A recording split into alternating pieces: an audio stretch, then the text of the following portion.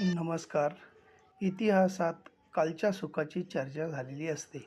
विज्ञान उद्याच्या सुखाची स्वप्न दाखवतं, पण माणुसकी सांगते, मनात चांगले विचार असतील आणि हृदयात चांगल्या भावना असतील, तर दररोजच सुख आहे.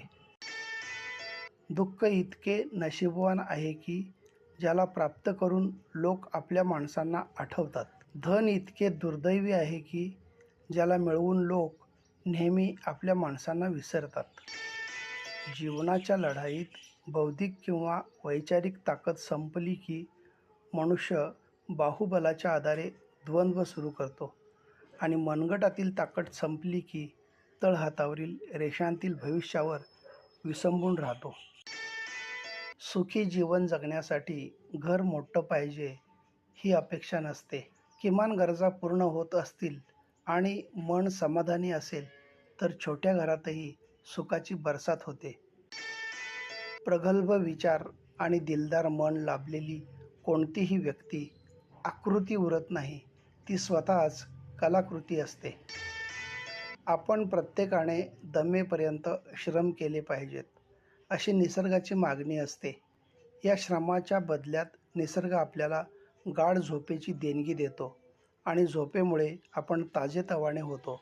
श्रम केल्यामुळेच आपल्याला कडकडून भूक लागते.